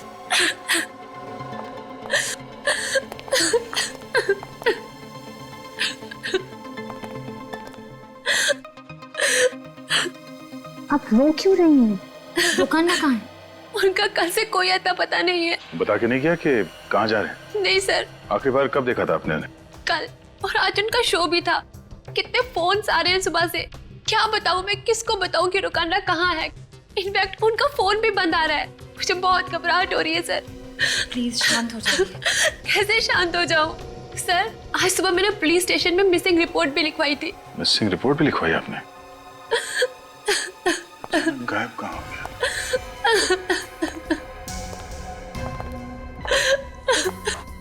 ये ब्रेसलेट? सर ये तो, हाँ वही ब्रेसलेट है। इसका मतलब वो कटा हुआ हाथ रुकांडा का था शायद। आप लोग क्या बातें कर रहे हैं? कहीं कुछ गड़बड़ तो नहीं है ना? नहीं। अच्छा आप ये बताइए कि रुकांडा को कैंसर की बीमारी है? हाँ, पर आप लोगों को? ऐसे ही। अच्छा रुकांडा के बारे में कुछ जानकारी मिले तो हमें इन्फॉर्म कर देना। जी सर। Thank you.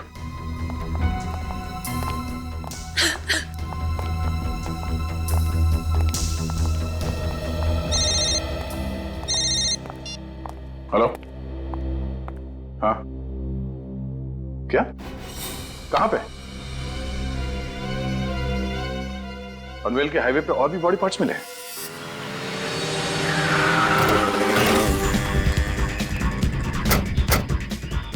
मैं फोन करके खबर दी लाश के टुकड़ों के बारे में।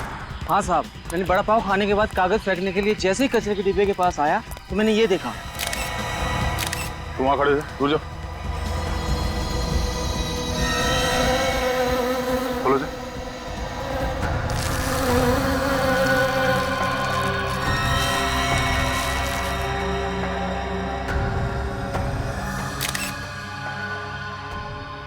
बॉडी के टुकड़े तो बिल्कुल वैसे ही हैं जैसे हमें उस पार्क में मिले थे। हाँ सर, इस लाश की हालत बिल्कुल वैसी है जैसे पहले की है। और सर बाकी का शरीर भी गायब है। खूनी ने लाश के टुकड़े को बड़ी सफाई के साथ इस प्लास्टिक की थैली में डाल के यहाँ पे कचरे के डब्बे में फेंक दिया। लेकिन सर कोई खूनी ऐसा क्यों करेगा? मैं भी वही सोच रहा हूँ। सर कहीं इन दोनों का खूनी कोई एक इंसान तो नहीं है?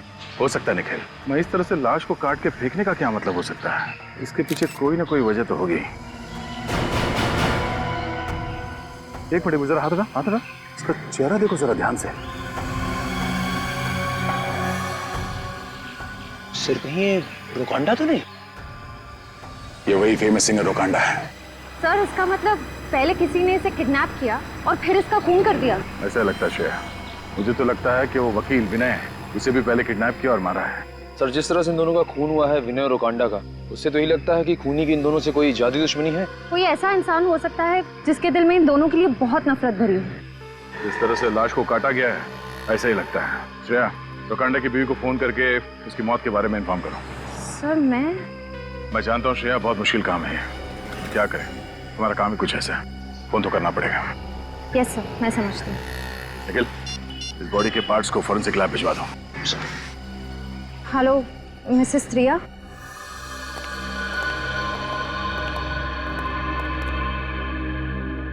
क्या हुआ साळुंखे? इतना परेशान क्यों दिख रहा है तू? बॉस बात ही ऐसी है, तुम्हें पता लगेगा ना, तुम्हारी भी यही हालत होने वाली है। ऐसे क्या बात पता चल गई साळुंखे साहब? बात ये है, ये सर जो आप पिछली बार लेकर के आए थे वो इस हाथ से मैच करता है जो आप अभी लेकर के आए।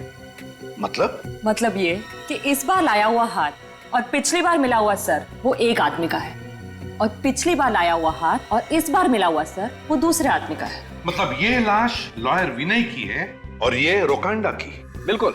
मतलब खूनी ने दोनों लाशों को काटा, उनके अंगों की अदला बदली की, फिर अलग अलग जगह पे छुपा दिया। ये चल क्या रहा है खूनी के दिमाग में सर? हाँ सर, कोई खूनी ऐसा क्यों करेगा? लगता है पूरा पागल है सर, कोई साइकोपैथ है। कोई ना कोई वजह तो है विवेक, कोई ना कोई वजह तो है जो खूनी ऐसे कर रहा है। सर ऐसी क्या वजह हो सकती है ये सब करने की? यही तो पता लगाना है सचिन कि ये खूनी ऐसे वैश्यपन पर क्यों उतर आया। एक बात और बॉस। क्या? वो ये, उस सर की जीभ पर भी वैसा ही अंक लिखा हुआ है जैसा इस जीभ पर लिखा हुआ है। मतलब विनय की जीभ पर जो 3 नंबर लिखा हुआ है बिल्कुल वैसा ही 3 नंबर रुकांडा के जीभ पर, बिल्कुल वैसा ही 3 नंबर। क्या राज हो सकता है इस 3 नंबर का? सर हो सकता है कातिल हमें कुछ दिखाना चाहता हो, इसलिए उसने इन लाशों की जीभ पर ये नंबर लिख दिए। हाँ, दिखाना तो चाहता है जरूर ये खूनी हमें। और फिर ये नंबर 3, इस नंबर 3 का कोई ना कोई तो कनेक्शन जरूर है विनय और रुकांडा के बीच में। सर कुछ तो छुपा इन फोटोग्राफ में, कुछ तो कहने की कोशिश कर रही हैं ये फोटोग्राफ्स। मगर क्या अभिजीत, क्या हो सकता है?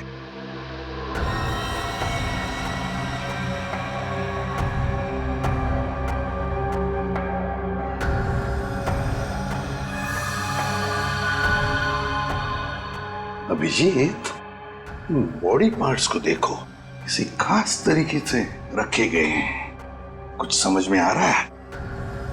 ऐसा लगता है कि कोई शेप दिया गया है, कोई आकार है। एग्जैक्टली अभिजीत। अभिजीत, मुझे लगता है ये इंग्लिश का अल्फाबेट क्यू है ना? हो सकता है ना? हाँ सर। ये देखो। हाँ सर, क्यू। हाँ, और फिर ये देखो, ये नहीं लगता तुम्हें कोई नंबर? 9? हाँ, 9। ये देखो, 9 9 9 है ना? और फिर ये 3 and 3, क्यू 933। सचिन, इधर लिखो बोर्ड पे, क्यू 933। हो क्या सकता है सर? शायद कोई पासवर्ड या फिर कोई लॉकर नंबर, कोई एड्रेस। सर कोई कोड। Code code. अभिजीत, उस क्राइम सीन पर रोकांडा के हाथ में ये कागज का टुकड़ा मिला था। कागज का टुकड़ा, इस पर एक फिगर बनाया हुआ है क्राइम सीन का। तो कहीं ऐसा तो नहीं कि ये कोड नंबर Q933 इस क्राइम सीन से जुड़ा है? क्या हो सकता है ये नंबर? क्राइम सर, कहीं केस नंबर तो नहीं? हाँ, केस ही हो सकता है। विवेक, चेक करो हमारे रिकॉर्ड में, केस नंबर Q933 है क्या? Yes sir.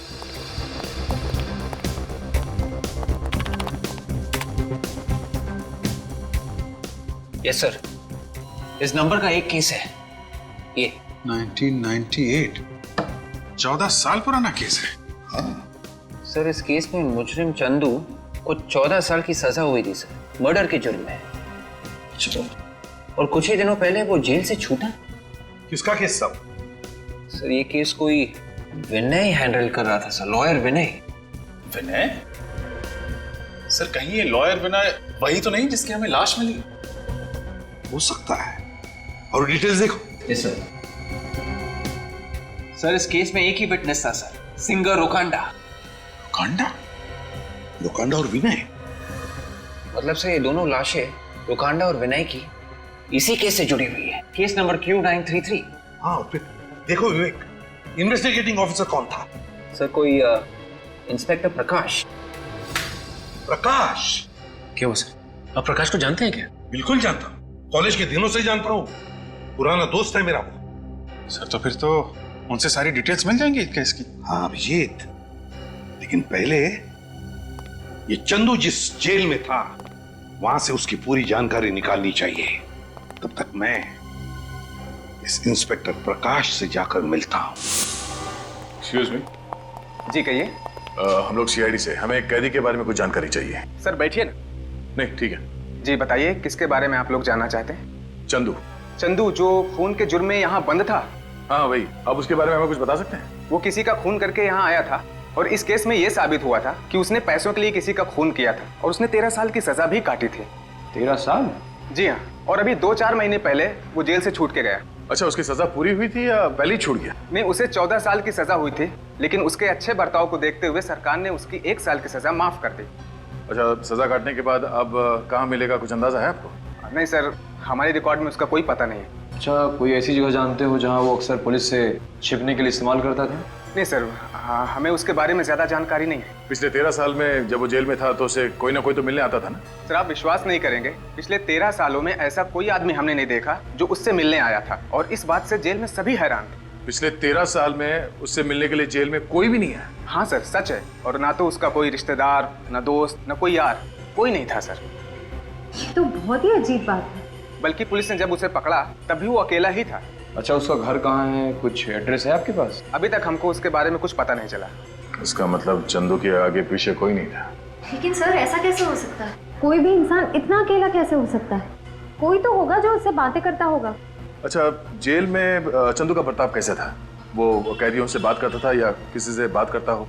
सर कुछ खास नहीं, अकेला ही बैठा रहता था। अपनी दुनिया में वो खोया रहता था, किसी से ज्यादा बात ही नहीं करता था सिवाय एक आदमी के। कौन? सर राजू, चाय वाला। अक्सर वो हमारी जेल में चाय देने आया करता है। चाय वाला राजू? जी हाँ सर, सिर्फ उसी से बात करता था। कहाँ मिलेगा ये चाय वाला? सर आप आगे निकलिए और दाहिने मुड़िए और सीधे चलते जाना, उसका ठेला आगे दिख जाएगा। Thank you. Thank you sir. Raju चाय वाले के साथ बैठ के चाय पीते हैं। कितने सालों बाद आ रहा हूं मैं प्रकाश से मिलने के लिए। फिर भी सर, इतने वक्त बाद पुराने दोस्त से मिलने की बात ही अलग है। हाँ वो तो है। अरे एसीपी अंकल, आप लोग आइए ना अंदर। आयुष, कितने बड़े हो गए तुम? हैं? पापा कहाँ है? वो क्या हुआ? मुझे कुछ समझ नहीं आ रहा है अंकल। क्या हुआ आयुष, कोई प्रॉब्लम है? अच्छा है आप लोग आ गए, मुझे आपकी मदद चाहिए। क्या हुआ? प्रकाश सर ठीक तो है ना? पापा आज सुबह से कहीं चले गए हैं और मेरा फोन भी नहीं उठा रहे हैं। तो ऑफिस में फोन करते उनके? मैंने ऑफिस में फोन किया था पर पापा आज ऑफिस पहुंचे ही नहीं है। हो सकता है वो किसी बाहर के काम की वजह से ऑफिस ना गए हो या फिर बिजी हो। नहीं नहीं, पापा चाहे जितना भी बिजी हो मेरा फोन जरूर लेते हैं, और अगर फोन नहीं उठा सकते तो मैसेज जरूर करते हैं। आज तो कोई जवाब ही नहीं दे रहे हैं। मुझे बहुत चिंता हो रही है अंकल, प्लीज पापा को ढूंढिए ना अंकल। आयुष बिल्कुल घबराओ मत, अरे तुम्हारे पापा एक दिलेर और जाबाज ऑफिसर है, समझे? आयुष एक बात बताओ, क्या पापा ने कभी तुम्हारे साथ किसी पुराने केस के बारे में कभी बात की थी? मेरा मतलब है case number Q933। Case number Q933 के बारे में तो मालूम नहीं, लेकिन पापा किसी पुराने केस को लेकर चिंतित जरूर थे। पुराने केस को लेकर? किसकी केस? कौन सी केस? वो किसी चंदू नाम के आदमी का केस था। चंदू? चंदू की केस? यही तो केस है, केस नंबर Q933। ये केस तो 14-15 साल पुरानी केस है और 10 साल पहले पूरी भी हो गई थी। फिर इस केस को लेकर प्रकाश। पापा का फोन चालू है? जी अंकल। इधर लगाओ। अंकल बेल जा रही है पर कोई उठा नहीं रहा है। हाँ बेल तो जा रही है, कोई उठा नहीं रहा है। फ्रेडी काम करो, प्रकाश का सेल फोन ट्रैक करो, देखो इस वक्त कहां पर है और कहां जाता है। Yes sir. ये लो बेटा। और सुनो, बिल्कुल घबराना नहीं, तुम्हारे पापा को हम कुछ नहीं होने देंगे, बिल्कुल घबराओ मत। और एक बात, अगर तुम्हें कुछ भी पता चले, कुछ भी पापा के बारे में या इस केस के बारे में, तो मुझे तुरंत फोन कर देना।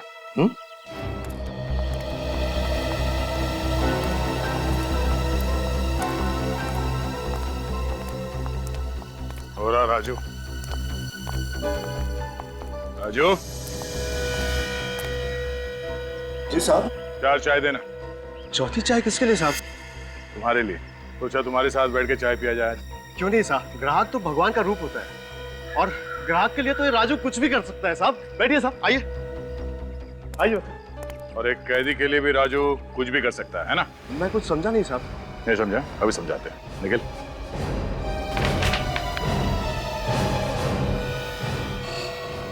ये कौन है? मैंने तो इसे कभी नहीं देखा। कभी नहीं देखा? सच बोल, झूठ मत बोल। जेल में जाता था ना उसके लिए चाय लेकर? आप लोग क्या कह रहे हैं साहब? मेरी तो कुछ भी समझ में नहीं आ रहा। एक हाथ पड़ेगा ना तो सब कुछ बताना शुरू कर देगा। बोल। मुझे कुछ नहीं पता साहब, मुझे कुछ नहीं पता साहब, मैं इसे नहीं जानता साहब। वैसे नहीं मानेगा? क्या था? धुंध हटी? हाँ साहब, धुंध हट गई साहब, मैं बताता हूँ। ये साहब, ये चंदू है साहब। सिर्फ इतना याद आया या कुछ और भी बताना चाहता है तू? मैं इसे जेल में चाय देने जाया करता था, इसे मेरी चाय बहुत पसंद थी साहब। बस इतना ही? हमने तो सुना है कि तुम्हारी और चंदू की बहुत अच्छी दोस्ती थी। दोस्ती तो दूर की बात है साहब, वो मुझे जान से मारने की धमकियां देता था साहब। एक दिन मौका पाकर साहब उसने मुझे दबोच लिया और मुझे कुछ चिट्ठियां दी और उसने मुझे कहा कि इन चिट्ठियों को पोस्ट कर दे और मुझे धमकी दी कि अगर मैंने उसका कहना नहीं माना या किसी और को इस बारे में बताया तो वो जेल के बाहर अपने पार्टनर के हाथों मुझे मरवा देगा। और तुम मान गए? और मैं क्या करता मैडम, मैं एक मामूली चाय वाला और वो एक खूनी। डर तो लगता ही था। किस तरह की चिट्ठियां भिजवाता था वो तुमसे? ये तो मालूम नहीं साहब, डर के मारे मैंने वो चिट्ठियां कभी खोली ही नहीं। मगर साहब हर 5-6 महीने में वो अपने गांव मंगल नगर के लिए एक चिट्ठी जरूर पोस्ट करवाता था। मंगल नगर? मतलब उसका परिवार मंगल नगर में रहता है? और हाँ साहब, उसने जो आखिरी चिट्ठी पोस्ट करने के लिए दी थी वो कुछ दिनों बाद वापस आ गई थी साहब। वापस आ गई? क्यों? पता नहीं साहब, मैंने तो उसे पोस्ट कर दिया था लेकिन वो वापस आ गई। इस बात को मैंने चंदू को भी डर के मारे नहीं बताया साहब। क्या वो चिट्ठी अभी भी तुम्हारे पास है? जी। दिखाओ जरा। दिखाता हूँ साहब।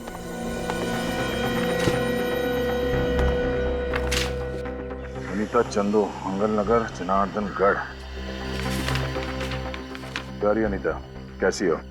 आशा करता हूँ कि वहाँ सब कुछ कुशल मंगल है। मेरी प्यारी शीला बिटिया कैसी है? ख्याल रखना उसका, बहुत याद आती है उसकी। बस कुछ और दिन इंतजार कर लो, फिर मैं जल्दी ही तुम लोगों के पास आ जाऊंगा।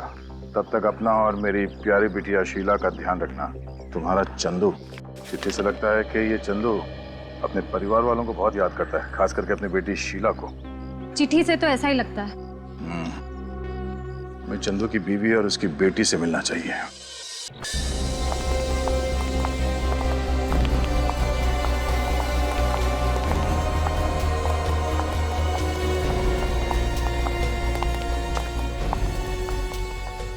मंगल नगर तो पहुंच गया। ये पता करना होगा कि चंदू के परिवार रहता कहाँ। सर किसी से पूछ लेते हैं। ऐसे छोटे गांव में तो सब एक दूसरे को जानते होंगे। ये आदमी औरत जो घर से बाहर निकले, इनसे पूछो जरा। सुनिए भाई साहब, आप जानते हैं चंदू कौन है? अब चंदू? कौन चंदू? हम किसी चंदू को नहीं जानते। चलो। देखिए घबराइए मत, हम लोग सीआईडी से हैं। सीआईडी? हम जानते हैं कि चंदू का परिवार इसी गांव में रहता है। सिर्फ ये जानना है कि वो रहता किस घर में है। देखिए साहब, अब हमें किसी मामले में मत घसीटिए। हमने कुछ नहीं किया है, हमने तो बस सुना है कि चंदू एक मुजरिम है और वो अभी जेल में। हाँ साहब, हम पुलिस और कोर्ट कचहरी के चक्कर में नहीं पड़ना चाहते। देखिए आप लोग बिना बात के परेशान हो रहे हैं। डरने की कोई बात नहीं है, हम लोग यहाँ से पूछताछ करने के लिए आए हैं। आप लोगों को कुछ नहीं होगा, डरिए मत, भरोसा रखिए। सीआईडी आप लोगों की सुरक्षा के लिए, परेशान करने के लिए नहीं। देखिए भाई साहब, बस इतना बता दीजिए कि ये चंदू रहता कहाँ है? रहता है नहीं साहब, रहता था। रहता था? अब तो ना वो यहाँ है ना उसके घर वाले। कहाँ गए वो लोग? ये तो नहीं मालूम। चंदू की बीवी और उसकी बेटी शीला यहाँ रहते थे, लेकिन 6 महीने पहले ही चंदू की बीवी मर गई। बहुत बीमार थी बेचारी। और उसकी बेटी शीला, वो कहाँ गई? उसकी माँ के देहांत के बाद तो वो बिल्कुल अकेली हो गई थी। बेचारी घर बेच के चली गई। आप जानते हैं वो कहाँ है? उसका पता, फोन नंबर, कुछ भी? उसके बारे में तो हमें कुछ नहीं पता। बस शीला जाते जाते हमारा आशीर्वाद लेके गई। बहुत अभागन बच्ची थी वो। जिंदगी ने आंसुओं के सिवाय उसे कुछ भी नहीं दिया। शीला दिखती कैसी है? आप लोग के पास कोई तस्वीर है उसकी? हाँ साहब, अपने जन्मदिन पर हमारी बेटी ने एक फोटो ली थी उसकी। क्या हम वो फोटो देख सकते हैं? जी। चंदू अपने परिवार वालों से इतना प्यार करता था, उसके बाद भी जेल से छूटने के बाद अपने गांव क्यों नहीं आया? और सर, उसकी बेटी भी घर बेचकर चली गई, वापस ही नहीं आई, ये जानते हुए भी कि उसके पिता की रिहाई को ज्यादा वक्त नहीं है। बेटी का तो पता नहीं। चंदू कहीं पे छुप के बैठा है। अगर उसने दोनों खून किए हैं तो जाहिर सी बात है कि वो ना तो इस गांव में आएगा और ना ही अपने घर में। ये शीला है। क्या हम ये फोटो रख सकते हैं? ये वही एरिया है जहाँ पे प्रकाश सर का मोबाइल फोन ट्रैक किया गया है। इसी एरिया में? हाँ सर। प्रकाश को फोन करता हूँ। फोन चालू है, मेल भी जा रही है। हम प्रकाश सर के मोबाइल फोन के नजदीक पहुंच गए। गुड। लेकिन एक बात मेरी समझ में नहीं आ रही। क्या? प्रकाश सर इतनी सुनसान जगह में करने क्या आए होंगे? कहीं ऐसा तो नहीं कि कोई उन्हें जबरदस्ती उठा के यहाँ पे लाए? हो सकता है। मुझे लगता है प्रकाश जरूर जानता है कटे हुए सिर और हाथों के बारे में। जरूर जानता है प्रकाश। सर, हम प्रकाश सर के मोबाइल फोन के बहुत नजदीक पहुंच गए सर। ट्रैक करते रहना पड़ेगा, ट्रैक करते रहना। सुनिए, रोको रोको रोको रोको रोको।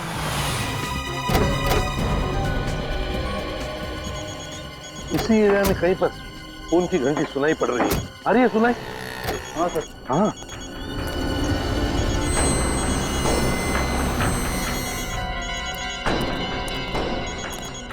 देखो आसपास कहीं फोन है क्या? हो रहा फोन।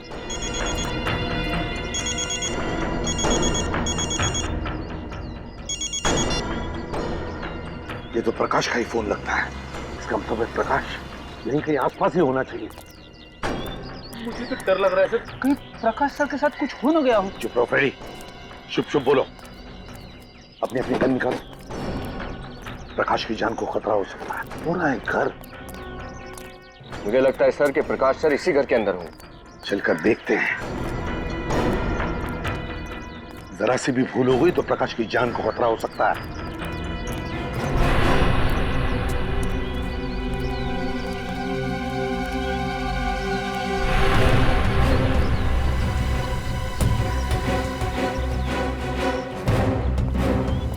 उस तरफ जाकर देखो। रेडी? जाओ पीछे जाकर देखो।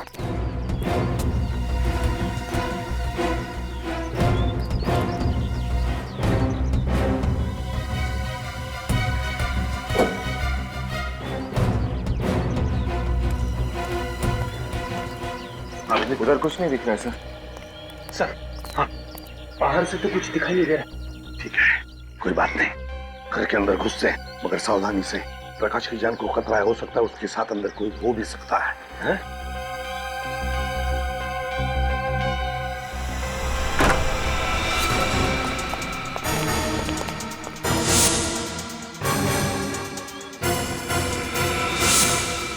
सर, अंदर तो कोई दिख नहीं रहा। रेडी? इस तरफ जाओ। विनीत, विनीत इस तरफ।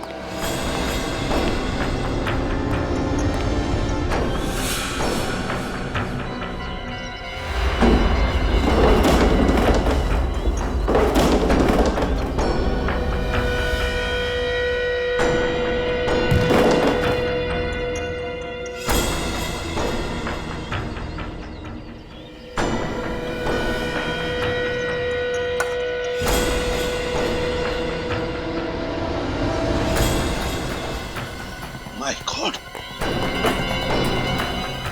प्रकाश! मेरी जल्दी से पानी लेकर आओ।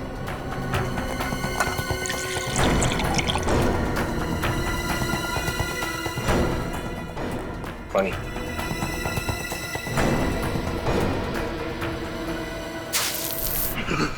कौन हो तुम? कौन हो? देखो देखो, तुम लोग मुझे नहीं मार सकते, नहीं मार सकते। मुझे जाने दो मुझे, जाने दो। मेरी तरफ देखो, देखो मुझे। मैं प्रद्युमन, एसीपी प्रद्युमन, तुम्हारा दोस्त प्रकाश। तुम यहाँ कैसे? बताता हूँ, उठा उसे।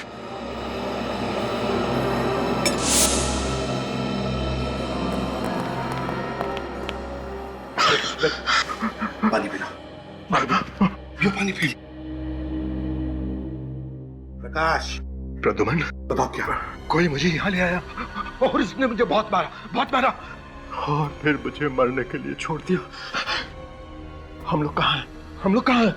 वो क्यों मेरी जान लेना चाहता है? मैंने क्या किया? फिक्र मत करो, घबराओ मत। अब हम तुम्हारे साथ हैं। जो भी है तुम्हारा बाल तक बाका नहीं कर सकेगा, समझे? तो सब बताओ, है कौन? तुम यहाँ पर कैसे आ गए? कौन लेकर आया तुम्हें यहाँ पर? मुझे नहीं पता।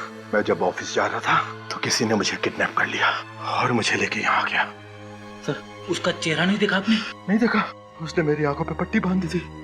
अच्छा, बात बताओ, तुमने उसकी आवाज तो सुनी होगी, तो कुछ याद आता है उस आवाज से? शायद वो आवाज किसकी है तुम्हें पता होगा। अगर आवाज सुनी होती तो जरूर बता देता, लेकिन उसने मुझसे कुछ बात ही नहीं की। बस वो पागलों की तरह मुझे मारता रहा मुझे। और मैं, लगता है बहुत गहरी दुश्मनी है तुम्हारे साथ उसकी। तड़पा कर मारना चाहता था वो तुम्हें, मगर हम आ गए ना। घबराओ मत, नीचे यहाँ से नीचे। पापा, ये क्या हालत होगी आपकी? किसने की? हाँ बेटा, मैं ठीक हूँ, चिंता मत करो। और उस किडनैपर से मिलने के बाद तो बिल्कुल ठीक हो जाऊंगा। किसने किया किडनैप आपको? कौन था वो? एसीपी अंकल, पापा के साथ ये सब करने की किसकी हिम्मत हो सकती है? आयुष बेटा, हिम्मत रखो। हम भी उसी आदमी को ढूंढने की कोशिश कर रहे हैं। शुक्र है प्रकाश सर हमारे साथ है, सही सलामत है। हाँ, ये बात तो है, आप लोग वक्त पर आ गए, वरना वो किडनैपर मेरे पापा को। आयुष, तुम एक जाबाज पुलिस ऑफिसर के बेटे हो, और जाबाज पुलिस ऑफिसर का बेटा कभी रोता नहीं है, डरता नहीं है वो किसी से। घबराओ मत, हम तुम्हारे पापा को कुछ नहीं होने देंगे। प्रकाश, तुम्हें उन लोगों के बारे में कुछ भी याद नहीं आ रहा? जरा याद करने की कोशिश करो, कुछ याद आ रहा है? सर प्लीज कुछ तो याद करने की कोशिश कीजिए। आपकी छोटी से छोटी बात उस किडनैपर को पकड़ने में हमारी मदद कर सकती है, प्लीज। तुम लोग समझ नहीं रहे हो, मुझे कुछ याद नहीं आ रहा है। मैं बस रास्ते से किडनैप हो गया और किडनैपर ने मेरे मुंह और आंखों पे पट्टी बांध दी। फिर वो मुझे वहां ले गया जहां से आप लोगों ने मुझे बचाया। वो मुझे पीटता रहा और पापा प्रकाश प्रकाश क्या हुआ? लगता है पापा को फिर से हार्ट अटैक आ गया। अटैक? माय गॉड, जल्दी से हॉस्पिटल ले चल। पापा पापा पापा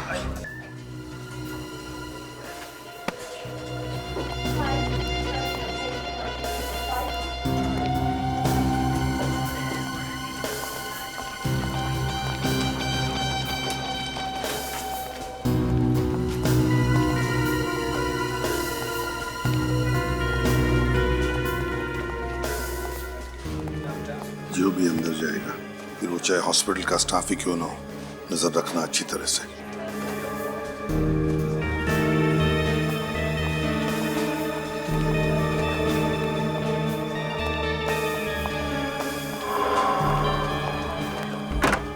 ये अंदर कौन गया? सर ये डॉक्टर कोराली हैं, इस वक्त राउंड पे हैं।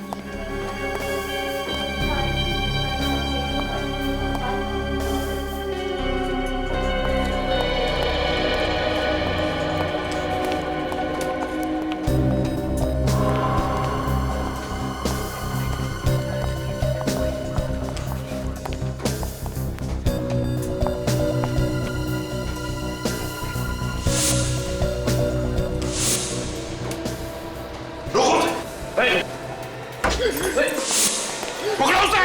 रेडी, डॉक्टर को लेकर आओ, जल्दी जल्दी जाओ। बस।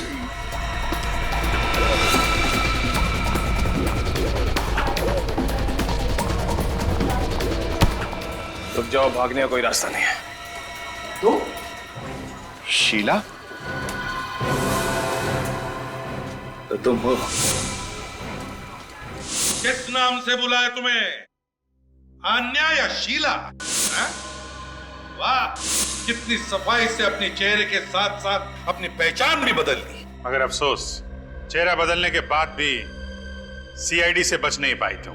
आप ये मत समझिए कि मैं इसलिए रो रही हूँ कि मुझे अपने किए का अफसोस है, बल्कि मैं इसलिए रो रही हूँ कि मैं प्रकाश की जान नहीं ले पाई। विनय और रोकांडा, उनकी जान लेकर क्या मिला तुम्हें? क्या हासिल किया तुमने? उन्हें क्या हासिल हुआ मेरे बाबा की जिंदगी बर्बाद करके? मेरे बाबा तो निर्दोष थे। 15 साल उन्हें सलाखों के पीछे सजा काटनी पड़ी, और जब वो जेल से बाहर आए तो उनकी मौत हो गई। क्या? जेल से निकलने के बाद तुम्हारे बाबा की मौत हो गई थी? हाँ, मेरे बाबा की मौत हो गई, और मरते मरते उन्होंने मुझे बताया कि उनके साथ नाइंसाफी हुई थी। 15 साल वो मुझसे मिलने के लिए तड़पते रहे। एक अच्छे खासे परिवार को बर्बाद कर दिया उन लोगों ने। बदला तो मुझे लेना ही था, आपकी वजह से मेरा बदला अधूरा रह गया। बदला? सच पता है क्या है?